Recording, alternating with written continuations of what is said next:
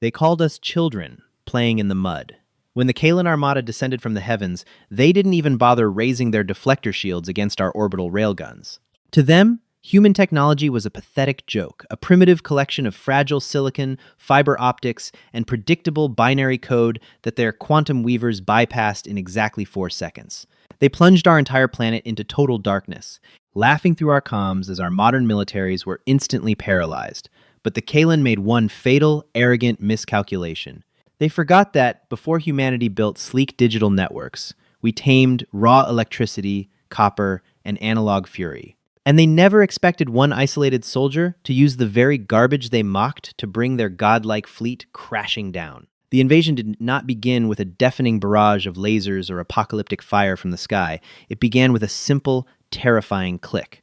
At 0800 hours, Eastern Standard Time, every screen on Earth flickered and died. The global Aegis Defense Network, a multi-trillion-dollar web of automated satellites, hypersonic missile silos, and AI-driven fighter drones went entirely offline. Nuclear reactors initiated emergency shutdowns. The digital lifelines of modern civilization were severed in less time than it takes a human heart to beat. High above the atmosphere, the Kalan Armada hung in the vacuum like a school of predatory leviathans. Their vessels were not constructed of bolted steel or titanium, but grown from a synthetic, luminescent crystal that pulsed with quantum energy. They possessed no physical control panels, no wires, and no localized power grids. The entire fleet of 10,000 ships operated as a single, flawless organism, bound together by a highly advanced neural entanglement network. To the Kalan, there was no difference between the mind of the fleet master and the targeting sensors of a scout ship. Everything was one. Everything was perfect. Fleetmaster Vornak observed the darkened marble of Earth from the command nexus of his flagship, the Ascendant Truth. He did not need a screen to see the devastation. The tactical data flowed directly into his consciousness, painting a picture of total human paralysis. Their defense grid has been neutralized, Fleetmaster, reported Sub-Commander Zal, his thoughts transmitting seamlessly across the ship's neural web. Our quantum spikes penetrated their primary databanks. Their primitive artificial intelligence attempted to adapt, but it was like watching a single-celled organism fight a supernova. They are utterly blind. Vornak offered a dismissive, physical gesture, a rare movement for a species that rarely needed to move to communicate. These humans are a contradiction. They split the atom, yet they still rely on physical cables and rudimentary digital routing. Their entire civilization is built on easily manipulated frequencies. Begin the broadcast. Let them know their era of playing in the cosmic sandbox is over. Down on Earth, in a subterranean facility buried half a mile beneath the Rocky Mountains, Specialist Arthur Pendleton stared at a blank computer monitor. The facility, designated Outpost Echo, was supposed to be the ultimate fallback bunker for the United States military. But now, the hum of the servers had died, leaving only the sound of Arthur's own ragged breathing and the distant, frantic shouts of his commanding officer, Captain Eleanor Brooks. "Pendleton! Talk to me!" Captain Brooks burst into the telemetry room, her face pale under the harsh red glow of the battery-powered emergency lights. "Did we lose the Pentagon? What about the European coalition? Tell me we have a line." Arthur, a man whose natural habitat was surrounded by soldering irons and tangles of wire, shook his head. "Nothing, Captain. It's not just that the lines are cut. The hardware itself is fried. Whatever they hit us with, it rewrote the firmware on every microchip from here to Tokyo. The routers are dead. The satellites are dead. Even the encrypted tactical radios are essentially bricked. So, we're completely isolated," Brooks muttered, leaning heavily against the doorframe. "Worse," Arthur replied, his voice eerily calm. He reached across his desk and picked up a chunky, heavy-duty headset. "They're talking to us." He handed the headset to Brooks. She pressed it to her ear. The voice that filtered through wasn't speaking English, but somehow the intent bypassed her auditory processing and translated directly into her brain, a side effect of the Kalan's localized telepathic broadcasting tech. "Citizens of Earth, we are the Kalan. Do not attempt to repair your primitive tools. Your digital infrastructure is now our property. Your weapons are deactivated. You are a species operating on 0.1 scale technology, facing a civilization of quantum perfection. Surrender your leaders. Resistance is physically impossible. Your world is silent. Brooks threw the headset onto the desk, her jaw set tight. Arrogant bastards. They have a right to be, Arthur said, turning his chair around. Their entire fleet operates on a localized quantum entanglement field. Information doesn't travel from point A to point B for them. It just is. It exists everywhere at once. There is no lag, no encryption keys to crack, no servers to hack. It's flawless. There is no such thing as flawless, specialist, Brooks snapped. Every armor has a chink. Every network has a backdoor. Not this one, Arthur said. You can't hack a system that doesn't use data packets. You can't EMP a ship that draws power directly from dark energy ambient fields. Brooks crossed her arms, her eyes narrowing. You sound like you've given up, Pendleton. Arthur looked at his dead monitors, then slowly turned his gaze to the far corner of the massive underground room. Tucked behind rows of sleek, useless server racks was a heavy steel door, padlocked and covered in dust. I didn't say I've given up, Captain, Arthur said softly, a strange light entering his eyes. I said you can't hack a perfect digital system, but I never said anything about fighting fair. He stood up, grabbing a heavy set of bolt cutters from an emergency toolkit on the wall. They think we're primitive because we use silicon and digital code. They think our history started when we invented the microchip. But they didn't look back far enough. What is in that room, Arthur? Brooks asked, following him as he marched toward the locked steel door. When I was stationed here 3 years ago, I found an old cold storage cache, Arthur explained, snapping the padlock with a sharp grunt. This base wasn't built in the 21st century. It was built in the 1960s. During the height of the Cold War, before the internet, before digital routing, he hauled the heavy door open. The smell of ozone, old grease, and stale air wafted out. Arthur flicked a heavy breaker switch on the wall. A series of massive, amber-colored vacuum tubes flickered to life, humming with a deep, resonant vibration that shook the floorboards. Massive spools of thick copper wire, heavy dials, and mechanical toggle switches lined the walls. Captain Brooks, Arthur said, a rare smile crossing his face. Welcome to the analog age. The Kalan ground forces touched down 24 hours later. They deployed in sleek, floating troop transports that made absolutely no sound, releasing tall, mechanized infantry units encased in liquid metal armor. They moved through the streets of Denver, wiping out pockets of human resistance with terrifying efficiency. Humanity fought back with whatever they had: small arms, fire, scavenged explosives, sheer willpower. But the Kalan armor adapted instantaneously. If a sniper fired from a rooftop, the quantum network instantly calculated the trajectory, shared the threat profile with every Kalan soldier within a 50-mile radius, and vaporized the building before the second bullet left the chamber. It was an extermination, coldly and clinically executed. Inside Outpost Echo, Arthur was covered in grease and sweat, surrounded by a mountain of old, bulky equipment. He had spent the last 2 days retrofitting a massive piece of Cold War-era hardware, an old high-frequency active auroral research transmitter, originally designed for bouncing radio waves off the ionosphere. Explain it to me again, Pendleton, Captain Brooks said, pacing the floor. Beside her stood Sergeant Thomas Miller and Corporal James Henderson, 2 hardened infantrymen who had managed to retreat into the bunker before the doors sealed. The Kalan don't use radio, Arthur said, soldering a thick, thumb-sized copper wire to a massive glass vacuum tube. They don't use Wi-Fi. They don't use microwaves. They don't use any of the electromagnetic spectrum for communication. To them, the EM spectrum is background noise. It's the equivalent of static. Their sensors are designed to detect digital processing, quantum signatures, and thermal spikes. He wiped his forehead, leaving a streak of black grease. I've been monitoring their ambient energy bleed. Their entire fleet is connected by a neural entanglement link, right? It's flawless. But because it's flawless, it has zero buffering. No firewalls, no localized quarantine protocols. If a scout ship sees something, the flagship sees it in the exact same microsecond. They share one massive, synchronized consciousness network. So, Miller asked, leaning on his assault rifle, how does a giant pile of retro trash help us? Because, Arthur grinned, slapping the metal casing of the transmitter, perfect synchronization requires perfect harmony. If you introduce chaos into a closed, perfectly synchronized loop, the system doesn't know how to filter it out. It just amplifies it. Arthur gestured to the massive rig he had strapped to a heavy-duty infantry exoskeleton frame. It looked like a bizarre backpack made of raw copper coils, mechanical dials, and glowing glass tubes. This is a localized broadband analog transceiver. It doesn't use microchips. It doesn't run code. It generates raw, unshielded, high-voltage electromagnetic noise. Absolute, unfiltered, acoustic, and spectral garbage.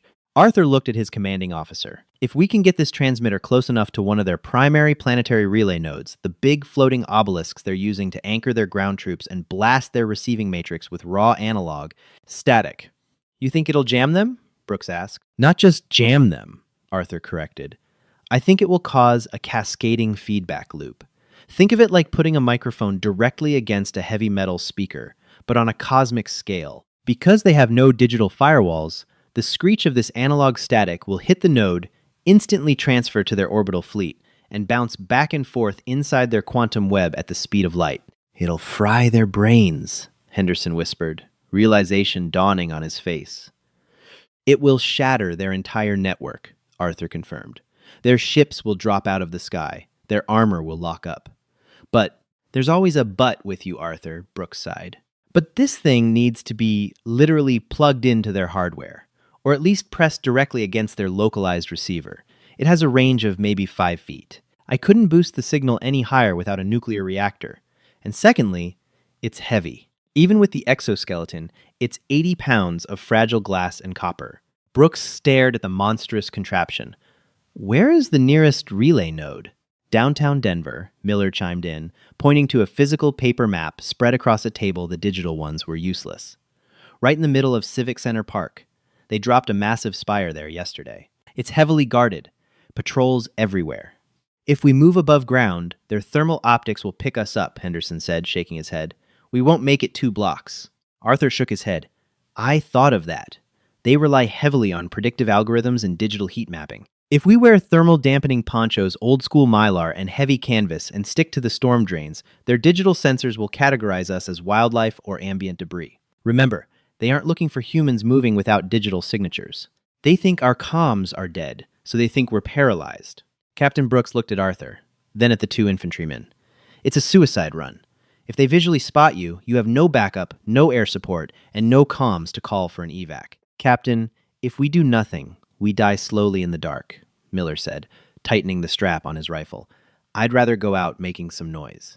Then gear up, Brooks ordered. Pendleton, you're the payload. Miller, Henderson, keep him alive until he reaches that spire. Humanity is relying on a ham radio operator and a pile of scrap metal. Let's show these bastards what primitive really means. The trek through the subterranean storm drains of Denver was a nightmare of damp darkness and suffocating tension. Above them, the ruined city was eerily quiet. There were no sounds of traffic, no sirens, no hum of city power. The only noise was the occasional unnatural hum of Kalen patrols gliding over the asphalt, their anti-gravity drives humming like angry wasps. Arthur moved rigidly, feeling the immense weight of the analog rig strapped to his back. The exoskeleton absorbed most of the physical strain, but the psychological weight was crushing. Every step required careful placement to ensure the fragile vacuum tubes didn't shatter against the concrete walls. He wore a thick mylar sheet draped over his shoulders, rustling softly with every movement. Miller led the way, his night vision goggles useless. They had been fried in the initial digital purge. Instead, he relied on the faint moonlight filtering through the sewer grates and a chemical glow stick wrapped in tape to provide only the barest sliver of illumination. We're 3 blocks from Civic Center Park, Miller whispered, his voice echoing faintly in the damp tunnel. We need to go surface level from here. The drains are collapsed ahead. Henderson grunted, pushing back a heavy, iron manhole cover. He peeked out, scanning the desolate street. Clear! But it's bad up here, Sarge. Looks like a war zone. They climbed out of the stench of the sewers into the chilling night air. Arthur hauled himself over the lip of the street, his breath catching in his throat. Denver was unrecognizable. Buildings had been sheared perfectly in half, their edges smooth as glass, glowing with residual heat. The Kalen weapons didn't explode. They simply ceased the existence of whatever they touched. In the distance, rising from the center of the park, was the spire. It was a monolithic structure of midnight blue crystal, stretching 300 feet into the sky. It pulsed with a rhythmic, ethereal light, syncing perfectly with the Armada hovering in orbit. "Keep low, stay in the shadows," Miller ordered, gripping his rifle tightly. They moved from rubble pile to burnt-out vehicle, inching their way toward the park. Arthur's heart hammered against his ribs. The analog rig on his back felt like a beacon, even though it was currently powered down. He just needed to flip 3 heavy mechanical switches and crank a dial, but doing so prematurely would fry his own team's proximity and alert the enemy prematurely. Suddenly, a blinding beam of silver light swept across the street. "Down!" Henderson hissed, shoving Arthur behind the rusted husk of a city bus. A Kalen patrol unit drifted around the corner. It was a Hunter-class drone, a floating, multi-limbed monstrosity made of the same dark crystal as their ships. It moved silently. Its primary optical sensor, a glowing, singular orb of red light, scanning the debris. Arthur held his breath, pressing his back against the cold metal of the bus. He could hear the drone's low-frequency hum vibrating in his teeth. The drone stopped directly parallel to their hiding spot. Its red eye dilated. "It knows we're here," Arthur thought, sheer panic gripping him. "It can't see our heat, but it can hear our heartbeats." The Kalen relied on data. The drone's logic processors were receiving conflicting information. The physical microphones detected micro-vibrations, the rustle of mylar, the heavy breathing, but the digital sensors registered 0 electronic activity and 0 thermal presence. To the Kalen algorithm, humans without tech did not pose a threat. They were categorized as base-level biological anomalies. For a terrifying 10 seconds, the drone hovered, processing.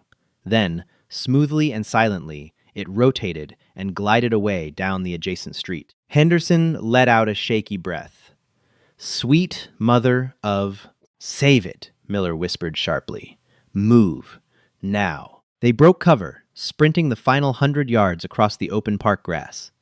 The alien spire loomed over them, a towering monument of arrogant perfection. The air around it felt heavy, thick with static electricity and the smell of ozone. There, Arthur pointed to a recessed alcove at the base of the spire. "That's the local interface nexus. I need to physically jam the copper leads into their crystalline matrix." They rushed to the base. As Arthur unslung the heavy rig, a sound shattered the silence of the night. It was the sharp, unmistakable whine of a plasma charge charging. From the shadows of the spire, 2 Kalen infantry units materialized. Their active camouflage had rendered them completely invisible to the naked eye. Standing 8 feet tall, their liquid metal armor shifted and flowed. "Contact!" Miller roared, throwing himself in front of Arthur. Miller raised his rifle and opened fire. The heavy 5.56 millimeters round sparked and deflected off the Kalen armor, doing absolutely 0 damage. The aliens didn't flinch. One of them raised a sleek, arm-mounted cannon. A beam of concentrated white light lashed out. It struck Miller square in the chest. There was no blood, no explosion. Miller was simply erased, turned into a cloud of fine gray ash that drifted onto the scorched grass. "Sarge!" Henderson screamed, pulling a frag grenade from his vest. He ripped the pin and hurled it at the aliens. The grenade detonated, the concussive force staggering the Kalen units backward. It wasn't enough to kill them, but it bought Arthur the seconds he desperately needed. "Do it, Pendleton!" Henderson yelled, laying down a stream of suppressive fire as he backed away, trying to draw their attention. "Light it up!" Arthur scrambled to the base of the spire. His hands were shaking violently as he pulled the thick, unshielded copper cables from his rig. The crystalline matrix of the alien structure pulsed beneath his touch, smooth and utterly alien. There were no ports, no plugs. "Just force it," Arthur thought frantically. He grabbed his heavy steel bolt cutters from his belt and slammed them into the flawless crystal surface, shattering the protective outer layer. Brilliant blue light flared from the crack. He shoved the raw copper wires directly into the bleeding energy of the alien node. "Henderson, cover your ears!" Arthur screamed. He reached for the heavy rig on the ground. He flipped the first mechanical switch. The vacuum tubes glowed a fierce, angry orange. He flipped the second switch. A high-pitched mechanical whine began to build, shaking the dirt beneath his boots. The 2 Kalen infantry units ignored Henderson and turned their glowing visors toward Arthur. They raised their weapons, the white light charging within their cannons. With a roar of pure adrenaline and defiance, Arthur grabbed the massive metal dial on the transmitter and cranked it to maximum output. He threw the final breaker switch. Click. For a fraction of a second, nothing happened. Then, the world tore itself apart in sound. The analog transmitter didn't just broadcast a frequency. It unleashed a raw, unfiltered wave of massive electromagnetic garbage. It was the digital equivalent of a chainsaw grinding against a chalkboard, amplified to the power of a thunderclap. The Kalen Spire instantly absorbed the analog frequency. Its flawless, unshielded quantum receivers sucked in the chaotic noise. The spire turned from a smooth midnight blue to a blinding, violent magenta. The two Kalen infantry units froze mid-step. The white light in their weapons died. Their liquid metal armor suddenly began to ripple uncontrollably, vibrating violently as the catastrophic feedback loop hit their localized neural links. With a sickening crack, their armor shattered, the biological entities inside instantly killed by the neural shockwave. Arthur was thrown backward by the sheer kinetic force of the energy displacement, skidding across the grass. He looked up, gasping for air. The feedback loop wasn't stopping. It was climbing the spire. A visible shockwave of corrupted, crackling analog static raced up the side of the monolithic structure, shooting straight into the clouds, directly toward the orbital fleet above. The perfect Kalen network was about to taste humanity's primitive wrath. High above the stratosphere, within the crystalline neural nexus of the ascendant truth, Fleetmaster Vornak was experiencing something his species had not felt in 10,000 years. Pine. The Kalen did not possess a nervous system as humanity understood it. Their biology had been genetically woven into the quantum fabric of their ships. To command the fleet was to feel the fleet. When a scout ship adjusted its trajectory, Vornak felt a gentle shift in his own center of gravity. When a planetary relay node pulsed with data, he felt a soothing rhythm, like the beating of a second heart. It was a serene, flawless existence, built on a foundation of absolute, silent synchronization. Then, at 0314 hours, the silence shattered. It did not begin as a warning klaxon or a flashing red alert. It began as a jagged, tearing sensation in the collective mind of the Armada. Down in Denver, when Arthur Pendleton cranked the dial on his retrofitted analog transmitter, the raw, unshielded electromagnetic garbage surged up the spire. Because the Kalen quantum network had no buffering protocols, no concept of an external firewall to filter out bad data, it accepted the chaotic frequency instantly. To Vornak, it felt as though a rusted iron spike had been driven through his consciousness. "What is this anomaly?" Vornak broadcasted across the command web, but his thought was immediately drowned out by a deafening spectral roar. It was the screech of a 1960s vacuum tube amplifier being pushed past its absolute limit, magnified by the infinite zero-latency loop of the Kalen network. The analog static bounced from the Denver Spire to the flagship, from the flagship to the 10,000 vessels in orbit, and back down to the planetary nodes in a microsecond. Then it did it again, and again. Millions of times per second, the raw noise compounded, amplifying exponentially. Subcommander Zal collapsed to the crystalline floor of the bridge, his liquid metal armor violently rippling.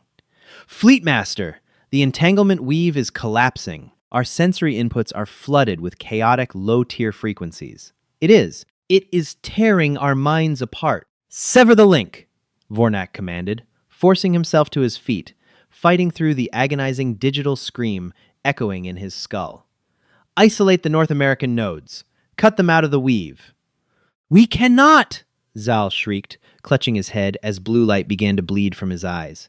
"There are no physical switches. There are no localized hard drives. We are all one. The noise is everywhere." That was the fatal flaw of a perfectly unified consciousness. A virus in a digital system could be quarantined. A severed cable in an analog system could be bypassed. But in a quantum-entangled network, every point was connected to every other point simultaneously. The Kalen had built a house of mirrors, and Arthur Pendleton had just detonated a flashbang inside it. On the bridge of the Ascendant Truth, the majestic, luminescent bulkheads began to violently strobe. The dark energy ambient fields that kept the massive leviathans suspended in orbit began to stutter. "Reroute manual control to the sub-thrusters," Vornak roared, desperately trying to mentally access the ship's navigation matrix.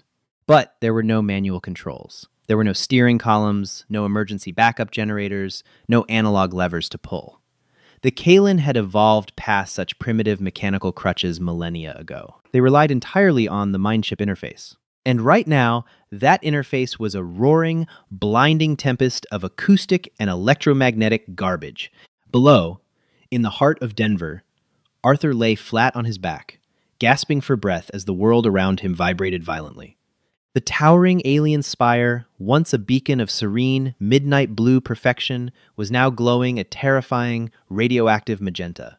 The crystal was physically spiderwebbing, unable to contain the compounding kinetic energy of the localized feedback loop. "Pendleton! We have to move!" Corporal James Henderson screamed over the mechanical whine of the rig. He grabbed Arthur by the shoulder of his heavy mylar poncho, hauling him to his feet. "The rig!" Arthur yelled, reaching back for the smoking transmitter. The thick copper cables were still fused into the alien crystal, the glass vacuum tubes glowing so hot they threatened to melt the soldering. "Leave it! It's going to blow!" Henderson dragged Arthur away just as the base of the spire began to hum with a deafening, localized resonance. They dove behind the concrete foundations of a ruined municipal building. A split second later, the Denver relay node exploded. It wasn't a fiery combustion, but a concussive shockwave of pure displaced kinetic energy. The massive crystal structure shattered into millions of jagged, glowing shards, raining down across Civic Center Park like a localized meteor shower. The EMP dampening field that the spire had been projecting over the region vanished instantly. Arthur cautiously peeked over the concrete barrier, his ears ringing. He looked up at the night sky. The stars were falling. The Kalen Armada, having lost the synchronization required to maintain their anti-gravity drives, was succumbing to the most primitive, inescapable force in the universe: gravity. Massive, miles-long crystalline warships plunged into Earth's atmosphere. The friction of their uncontrolled descent ignited the air around them, turning the invincible alien dreadnoughts into spectacular burning comets. "My God," Henderson whispered, taking off his helmet and staring upward. "You did it, Arthur. You actually brought them down." But Arthur wasn't looking at the sky. He was looking at the small, battery-operated survival radio clipped to Henderson's tactical vest. For the first time in 48 hours, the green power indicator light was on. The local suppression field was dead. The destruction of the Kalen Armada was not a quiet affair. Across the globe, thousands of alien vessels crashed into oceans, deserts, and uninhabited mountains. Their perfect quantum networks utterly fried by the cascading analog shockwave. Those ships that survived the fall were rendered completely inert, transforming from godlike vessels of war into massive, dead monuments of dark crystal. Inside Outpost Echo, the subterranean command center buried beneath the Rockies, the silence was finally broken. Captain Eleanor Brooks stood over the primary tactical table. The digital, AI-driven, holographic maps were still dead. The Kalen's initial quantum spike had permanently fused the modern microchips. But the room was far from quiet. Along the back wall, a row of ancient, olive-drab radios from the 1970s, scavenged from the deepest storage lockers by Arthur before he left, were crackling to life. "Repeat, this is NORAD Actual, broadcasting on the old emergency civilian band. Does anyone read? We have visual on multiple hostile assets dropping from orbit. The suppression field is down. I repeat, the field is down." Brooks snatched up the heavy plastic microphone, pressing the push-to-talk button with a trembling thumb. "NORAD Actual, this is Captain Brooks, Outpost Echo. We hear you loud and clear. Be advised, the localized drop in enemy countermeasures is the result of a deliberate analog counterstrike. Their network is compromised." Across the country, the remnants of human infrastructure began to awaken, shaking off the paralysis of the digital dark age. The Kalen had targeted and disabled everything that relied on modern microprocessors, fiber optics, and complex routing code. But they had completely ignored the artifacts of humanity's past, deeming them useless scrap. Deep in the silos of Wyoming, Minuteman III launch crews wiped the dust off targeting computers that still ran on 8-inch floppy disks and physical copper hardlines, systems entirely disconnected from the modern internet, making them immune to the aliens' initial cyber purge. Off the coast of Virginia, the engineers aboard decommissioned museum ships scrambled to reignite old steam turbine engines. Defense contractors like Lockheed Martin and Raytheon, whose modern, cutting-edge facilities had been instantly bricked, suddenly found themselves dispatching engineers to salvage yards to retrieve Cold War-era radar dishes and mechanical tracking systems. The American Radio Relay League, ARRL, mobilized within hours. Thousands of amateur ham radio operators across the globe, hobbyists operating out of basements and garages with simple copper antennas and high-frequency transceivers, became the new backbone of global military communication. They bypassed the ruined satellites entirely, bouncing shortwave radio signals off the ionosphere to coordinate the surviving human forces. The Kalan ground forces, abruptly severed from their fleet and their hive mind, fell into total disarray. Without the quantum weave to guide their liquid metal armor, the alien infantry units became sluggish, confused, and vulnerable. Their predictive algorithms, which had made them practically invincible during the first 24 hours, were gone. Now, they had to rely on independent visual targeting, something their species hadn't practiced in millennia. Humanity, however, was intimately familiar with the chaos of disconnected, localized warfare. A massive counter-offensive began. Armed with scavenged weapons, mechanical artillery, and sheer, unadulterated fury, human militaries pushed back. The battle for Denver was over in less than 6 hours. Without air support or real-time tactical updates, the alien patrols were systematically hunted down and destroyed by infantry units who communicated via hand signals, flares, and crackling VHF radios. As dawn broke over the shattered skyline of Denver, Arthur Pendleton and Corporal Henderson trudged back toward the rendezvous point near the storm drains. They were exhausted, covered in soot, and bruised to the bone. A heavy, diesel-powered Humvee, one of the older models, completely devoid of an electronic control unit, rumbled down the debris-strewn street. It screeched to a halt beside them, and the heavy metal doors swung open. Captain Brooks stepped out. She looked at the smoldering ruins of the alien spire in the distance, then turned her gaze to Arthur. She didn't say a word at first. She just walked over and wrapped the grease-stained, exhausted specialist in a tight embrace. "You did it, Pendleton," Brooks whispered, pulling back to look him in the eye. NORAD confirmed it. The flagship went down somewhere over the Pacific. The entire orbital fleet is neutralized. They're blind, deaf, and stranded. Arthur offered a weak, tired smile, wiping a streak of black ash from his forehead. "I told you, Captain, you can't hack a perfect system, but if you scream loud enough, you can definitely break it." Henderson leaned against the hood of the Humvee, taking a long drag from a canteen. "So, what now? Our digital infrastructure is still completely fried. We don't have internet. We don't have satellites. We're back in the 1950s. "We rebuild," Brooks said, her voice firm, resolute. She looked out over the city, where the smoke was beginning to clear, revealing a bright, rising sun. The Kalan made a fatal miscalculation. They assumed progress is a straight line. They thought that because we moved on to silicon and code, we abandoned the raw mechanical strength of our past. Arthur nodded, looking down at his scarred, blistered hands. They built a civilization on perfection. But perfection is fragile. It can't handle dirt. It can't handle static. Humanity was born in the static. The war was far from over. There were still thousands of stranded Kalan forces scattered across the globe, and the cleanup would take decades. But the great silence had been broken. The era of playing God with quantum perfection had been shattered by the stubborn, unstoppable force of human ingenuity.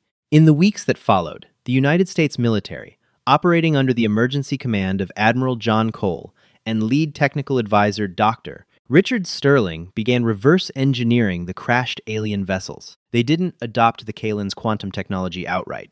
They learned from the enemy's hubris. Future Earth vessels would be built with a hybrid design, powered by localized dark energy drives, but firmly controlled by heavily shielded mechanical and analog override systems. Humanity would never again allow themselves to be entirely reliant on a digital network. They would keep their copper wires, their vacuum tubes, and their heavy steel levers. Because out there, in the vast, cold emptiness of the galaxy, there were advanced civilizations that had forgotten the most fundamental rule of survival. No matter how perfect the software, you must always be ready to pull the plug.